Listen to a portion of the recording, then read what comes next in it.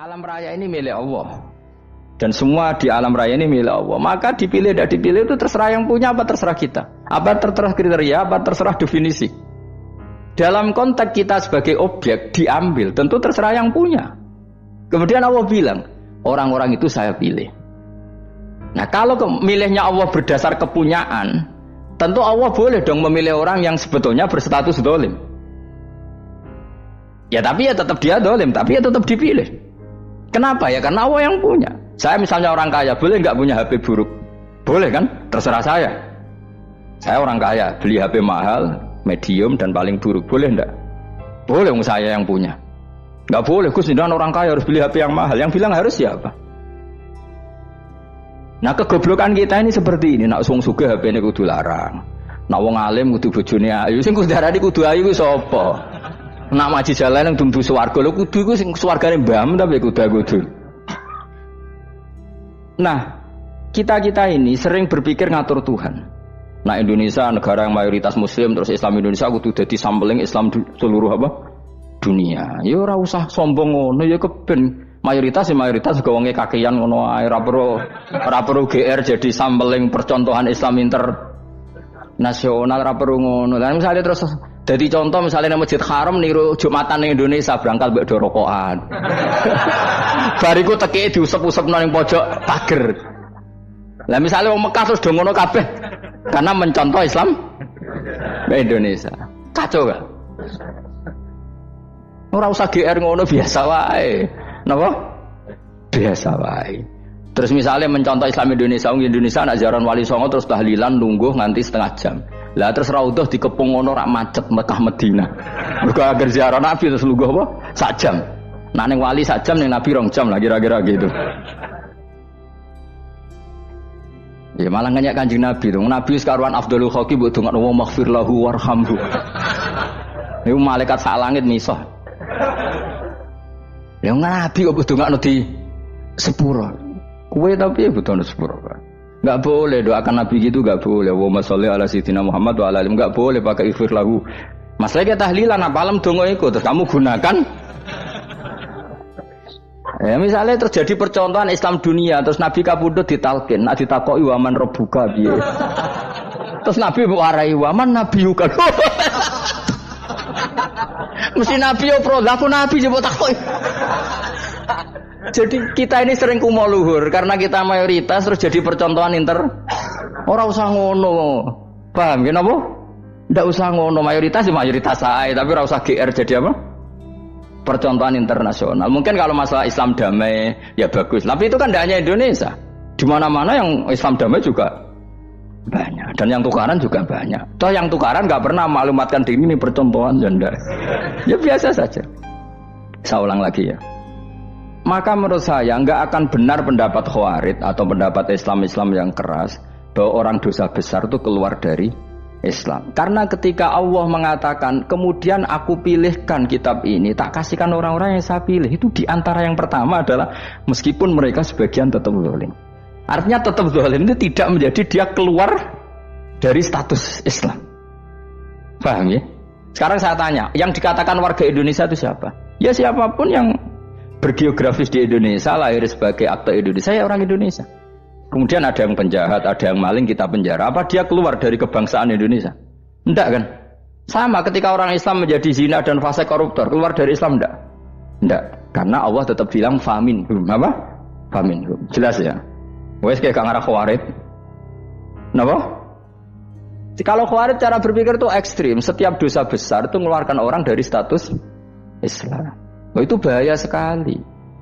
Karena nanti kalau itu iya, kita akan kehilangan banyak orang nopo Islam. Makanya Nabi nanti ngendikan, saya berharap yang nanti masuk surga dari umatku itu separuh, 2/3. Itu kata ulama-ulama. Kalau kita pakai mazhab Khawarij, orang Islam itu tidak sampai 1/3.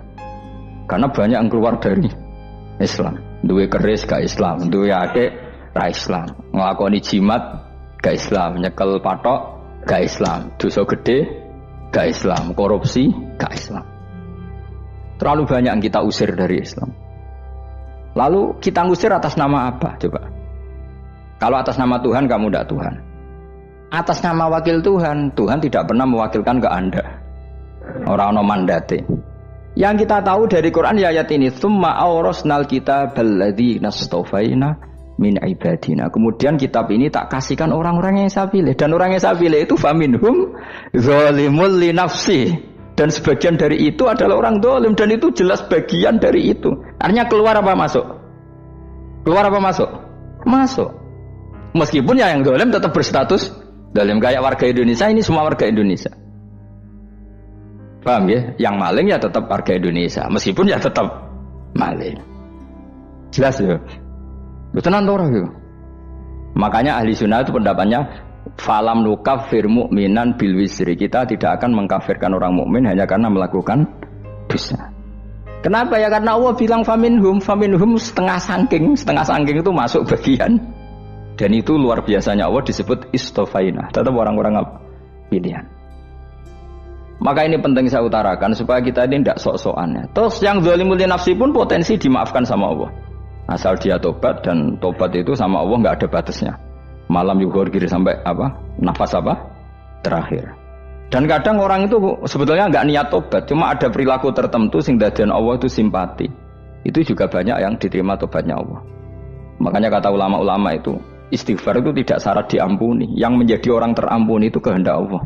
Istighfar itu bagian kecil dari syarat-syarat itu. Tapi bisa saja orang tanpa istighfar tapi diampuni Allah.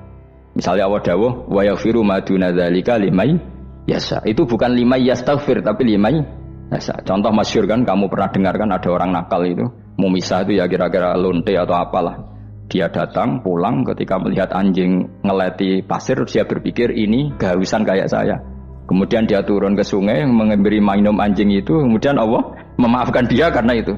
Pas itu di semua hadis riwayatnya dia tidak pernah istighfar. Terlalu punya perilaku yang menjadikan dia diampun. Banyak enggak seperti itu? Banyak, makanya wa yaghfiru ma duna dzalika liman yasha. Mayasa itu ya yang digedaki Allah. Bisa saja kalian ini sering istighfar tapi enggak dimaafkan Allah. Tapi delala punya satu perilaku yang cara Allah itu penting, kemudian dimaafkan.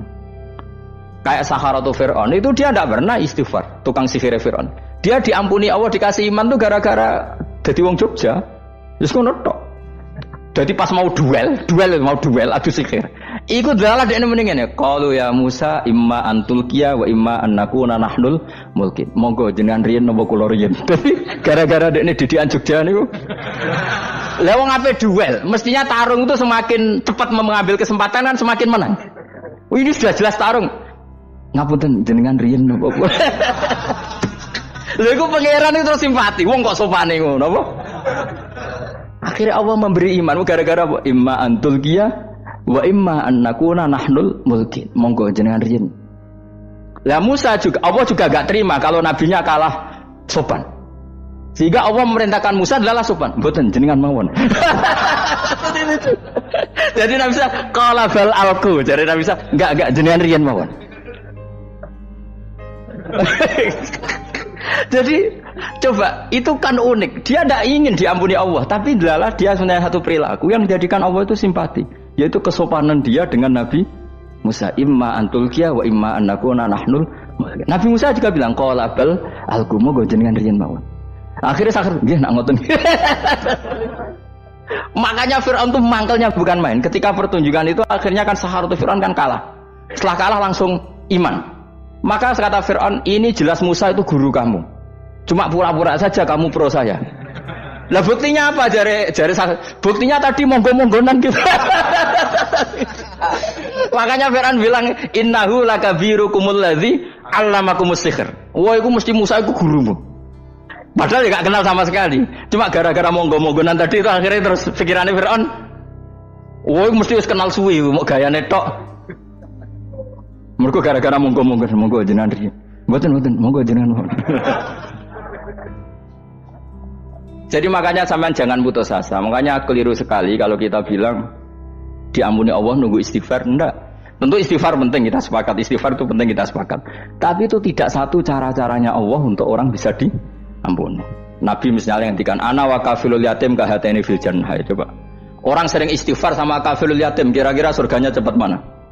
Cepat kafirul yatim meskipun enggak istighfar. Kalau istighfar terus tapi medit ra karuan. Tak jamin pun rokok alamatnya medit jelas nih rokok aku roh. Jelas. Al-bakhil qaribun minan nar, jelas alamatnya deket-deket situ lah, paham ya? Wis jelas as-sakhi qaribun minallah, qaribun minan nas, baidun minan nar. Nah al-bakhil baidun minallah, baidun minal jannah, qaribun minan nar. Jadi umat itu ya deket-deket situ, alamatnya sudah jelas deket-deket neraka. Ana wa kafirul yatim kahataini fil. Berapa? Apa semua yang dimaafkan Allah Nabi nyebut syaratnya istighfar? Kebanyakan malah enggak. Orang alim misalnya. Makanya orang alim kalau jarang istighfar kamu enggak usah iri. Orang alim itu mulang tok, itu langit bumi mintakan ampun. Wa innal alima la astaghfiru lahu man fis samawati wa man fil ard hatta khitan fil bahr. Orang alim itu otomatis dimintakan maaf oleh langit dan bumi sampai iwak ning laut. Mengapa jendur aku sebab jarang istighfar? Aku sing istighfar iso akeh sembrono. Langit bumi no. Mulane kula nu jarang istighfar bukan karena saya sombong, memanfaatkan istighfar mereka, no? Dan saya yakin itu lebih mandi timbang istighfar saya. Mun koman fi samawati nglebokno Jibril, Mikail, orang-orang keren, no? Makhluk-makhluk no? Keren. Saya baru cari hadis yang wa innal muta'allim sing ijek belajar tapi belum ketemu. Nanti kalau ketemu tak kasih tahu apa? Karena hadisnya yang saya baca masih wa innal alim apa? Orang alim jadi agak ketat. Nah, nanti kalau sudah ketemu wa innal muta'allima. Nanti dicari. Tapi pasti palsu kalau ada itu. Karena semua tagnya itu apa? Alim. Atau ya kamu alim dibanding yang di bawahnya. Ya semoga itu masuk apa? Jadi dibanding orang Papua kan wis alim. Saya ulang lagi ya, ini penting sekali. Jadi latihlah jangan punya gerakan takfiri orang lain dianggap kafir, orang lain dianggap kafir, karena Allah tidak pernah mengusir hambanya. Meskipun apapun salah dia, kata Allah tetap faminhum. Apa? Faminhum. Hum itu rujuknya ke yang depan. Jadi termasuk orang-orang yang saya pilih adalah faminhum zalimul li nafsi. Tetap dia di arena itu. Nisbatnya Islam ya tetap di area Islam itu. Meskipun yang ya kayak warga Indonesia, coba. Warga Indonesia itu siapa? Yang terlahir di Indonesia dan ber-KTP kartu keluarga Indonesia sudah.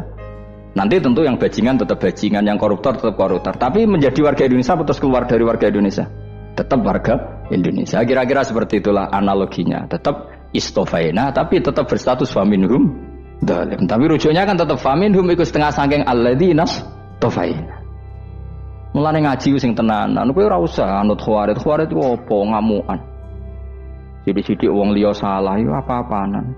Loh saya juga mangkel be wong dolim. Semua orang soleh mangkel be wong dolim. Tapi ya dihukum saja. Misalnya dalam Islam ada qisas, ada had, ada hadul qadzab, hadus sariko. Ya hukuman saja. Tapi hukuman itu tidak bisa menghilangkan status. Ya sama seperti manusia tetap manusia. Meskipun apapun dia ya manusia. Ya tadi misalnya manusia itu siapa? Ya manusia itu ya manusia. Terus kamu bikin orang yang standar ideal manusia adalah yang berperilaku baik, yang enggak pernah salah. Kemudian kalau Zaid itu maling berarti tidak manusia. Terus barangnya apa? Ketek. Tidak bisa. Makanya kembali lagi dinul aja. Kamu bikin definisi manusia itu tidak usah seangkuh itu. Manusia seperti ini manusia ya sudah. Maling ya manusia, orang soleh ya manusia, orang sedengan ya manusia. Lelaki itu apa? Yang punya alat kelamin penis itu lelaki, titik sudah. Sehingga nanti warisannya ya dia lelaki. Sholatnya dia bergaya. Kamu tidak usah bilang gini, lelaki adalah yang cakap memimpin, yang maco, yang kuat. Jika kalau tidak seperti itu namanya perempuan. Terus kamu membolehkan yang seperti ini jadi makmumnya perempuan, imamnya perempuan sing maco. Kacau enggak kalau agama nuruti logika-logika itu? Enggak, jawab aja. Kacau. Lalu lucunya sekarang banyak kecerdasan yang mengarah ke sana. Makanya agama ini jadi kacau karena sudah ada dinul ajais. Agama ini agama ummi. Ya agama ini agama ummi. Kata Allah huwallazi ba'atsa fil ummiyin. Ummiyin itu lugu itu polos. Jadi kalau orang polos misalnya gini, ini apa? Kira-kira kalau jawab orang polos ini jam. Bagus kan jawab jam. Jam untuk apa? Penunjuk waktu ya sudah seperti itu. Tapi kalau orang engkek, ini itu apa jam? Itu barang murahan. Bulat kan oleh jawab. Ono numpak mobil carry itu apa? Itu black melaku. Yang mobil itu Alphard. Jadi kacau. Enggak boleh agama dibawa ke sana. Apa? Agama di sana dibawa ke sana. Nah itu madzhabnya ahli sunnah apa? Wal jamaah. Ketika Rasulullah ngendikan la yu'minu ahadukum hatta yuhibba li akhi, ora kok diarti ini ora iman. Jika yang menyala itu tidak iman, tidak seperti itu cara mengartikan ahli sunnah wal jamaah. Karena status itu tidak pernah hilang. Yang hilang hanya kesempurnaannya. Paham ya? Kesempurnaan kita jadi manusia hilang karena kita maling, karena jadi koruptor. Tapi tetap kita manusia. Kesempurnaan kita sebagai orang mukmin hilang kalau kita fasik. Tapi kita tetap mukmin. Paham ya?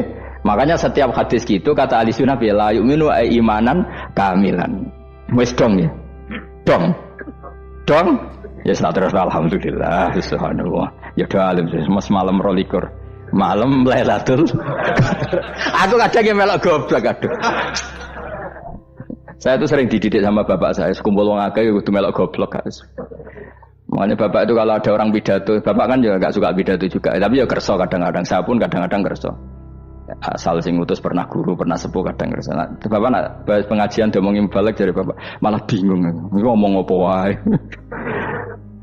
Coba kita dengan PD-nya bilang Lailatul Qadar itu 21 sampai berapa? 29. Lailatul Qadar. Warna iki malam Lailatul Qadar. Lalu Lailatul Qadar keren tuh karena apa coba? Karena nuzulul Quran.